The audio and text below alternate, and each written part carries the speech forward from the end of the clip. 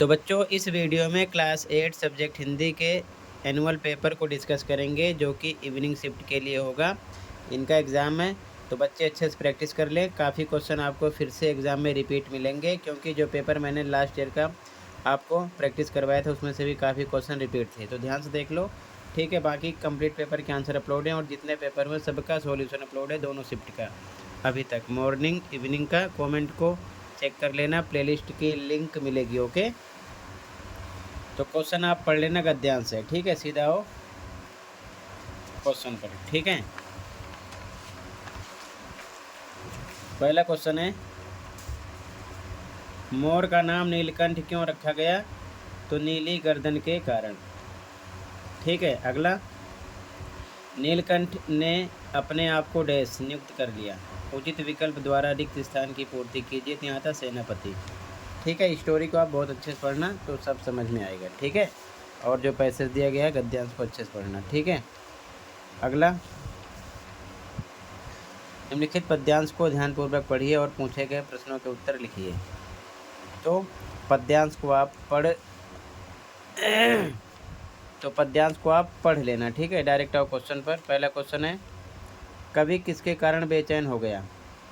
लोगों के कारण, मूठ के कारण, आंधी के कारण, तिनके के कारण। तो तिनके के कारण। ठीक है, अगला, ये क्वेश्चन बार बार रिपीट में ध्यान रखना। कवि कहाँ खड़ा हुआ था? दरवाजे पर, खिड़की पर, सीढ़ी पर, तो मुंडेरे पर। सेम क्वेश्चन लास्ट ईयर के फिर से रिपीट हुआ था। ठीक है, अब व्याकरणिक प्रश्न है। पहला क्वेश्चन, नीचे दिए गए विकल्पों में से द्वंद्व समास का उदाहरण है? तो माता पिता। इसी प्रकार ध्यान रखना, अमीर गरीब, छोटा बड़ा, मोटा पतला, ये सब द्वंद्व समास के उदाहरण है, ध्यान रखना। ठीक है, अगला, बदलू सुंदर चूड़ियाँ बनाता था। रेखांकित विशेषण शब्द का भेद पहचानिए। तो सुंदर, इसमें कौन सा विशेषण है? विशेषण के भेद है ना, तो आप अच्छे से पढ़ लेना, इसमें गुणवाचक विशेषण है। ठीक है, अगला, निम्नलिखित शब्द में से तत्सम शब्द को पहचानिए। तो अग्नि, ये तद्भव है तीनों। ठीक है, ये तत्सम है। तद्भव तत्सम भी आप अच्छे से पढ़ लेना, इवनिंग शिफ्ट वाले। ठीक है, अगला, ये कौन सा निशान है? तो ये है प्रश्नवाचक। इसी प्रकार योजक चिन्ह अच्छे से पढ़ लेना। ठीक है, जितने भी होते हैं। अगला, क्वेश्चन 4, ध्यान से देखो।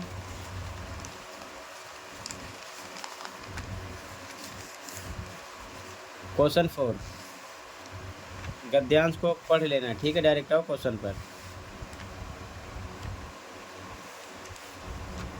पहला क्वेश्चन, चूड़ियाँ बनाने वाले को क्या कहते हैं?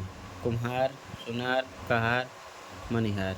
ठीक है, अगला, बदलू के गांव और आसपास के गांवों की स्त्रियां भी उसकी बनाई हुई चूड़ियां पहनती थी। इस कारण बदलू की बनाई हुई चूड़ियों की खपत ज़्यादा थी। ठीक है, ये कारण था। अगला, बदलू चूड़ियों को कैसे बेचता था? तो वस्तुएं लेकर। ठीक है, ध्यान रखना। अगला, गद्यांश के अनुसार बदलू का स्वभाव कैसा था? तो सरल था। ठीक है, क्लियर है? आगे देखो ध्यान से।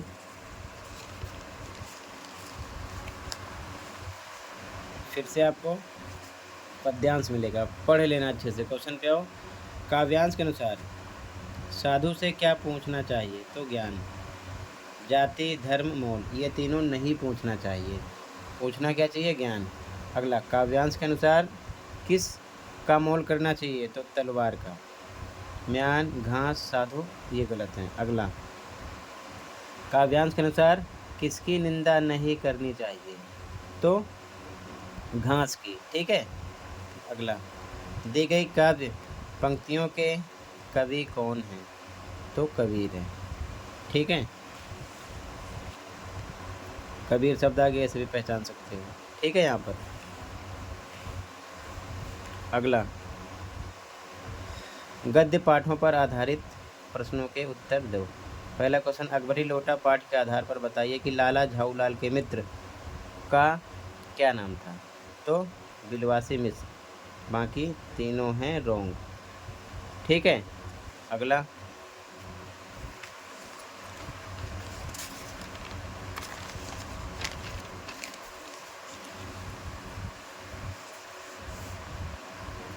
सारी बस ही इंजन है और हम इंजन के भीतर बैठे हैं। ये पंक्ति किस पाठ से ली गई है? तो बस की यात्रा। स्टोरी आप अच्छे से पढ़ लेना, ठीक है। अगला, पद्य पाठों पर आधारित निम्नलिखित प्रश्नों के उत्तर लिखिए। पहला, कविता भगवान के डाकिये के अनुसार एक देश की धरती दूसरे देश को क्या भेजती है? सेम क्वेश्चन रिपीट हुआ है लास्ट ईयर का। सुगंध। अगला, सूर्य के पद्य पाठ में किसके बाल रूप का वर्णन किया गया है? तो सूर्य के पद में कृष्ण भगवान के, ठीक है। अगला, व्याकरणिक प्रश्न, जो प्रशंसा के योग्य हो। वाक्यांश के लिए एक शब्द, तो प्रशंसनीय। अनेक शब्दों के एक शब्द अच्छे से तैयार कर लेना, इवनिंग शिफ्ट वाले बच्चे। अगला, सूर्य शब्द का एक पर्यायवाची, तो रवि, सूरज, दिनकर। इसी प्रकार आप पर्यायवाची शब्द तैयार कर लेना और भी। अगला, प्रतिवर्ष शब्द में उपसर्ग पहचान कर लिखिए। तो प्रति उपसर्ग आगे होता है और प्रत्यय पीछे होता है, ध्यान रखना। पा से प्रत्यय, पा से पीछे और उपसर्ग होता है आगे, तो आगे आ गया प्रति, ठीक है। अगला ता, प्रत्यय से निर्मित एक शब्द बनाइए। तो पीछे आएगा प्रत्यय है तो ता पीछे आएगा, सुंदरता हो गया, ठीक है। ता पीछे आना चाहिए। अगला, पद्य पाठों पर आधारित प्रश्नों के उत्तर।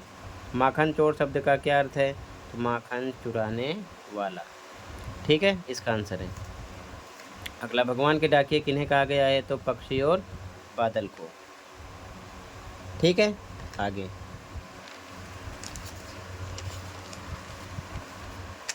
अगला, चिड़िया चोंच में तिनका दबाकर किस तैयारी में है?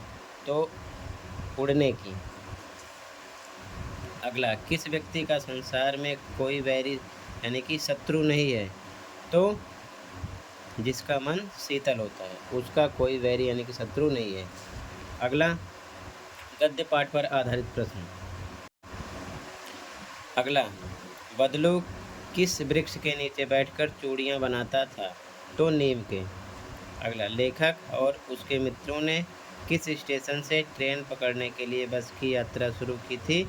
तो जबलपुर, ठीक है, जबलपुर। अगला क्वेश्चन, ओस की बूंद किसकी प्रतीक्षा कर रही थी? तो सूर्य की। अगला, मेजर डगलस हिंदुस्तान से क्या लेकर गए थे? तो जहांगीरी अंडा, ठीक है। इसके बाद में 30 से 40 शब्दों में आंसर देना है। तो इस क्वेश्चन को आप पढ़ सकते हो। आंसर के लिए कमेंट देखो, आंसर वहाँ से देखो, देखकर याद कर सकते हो।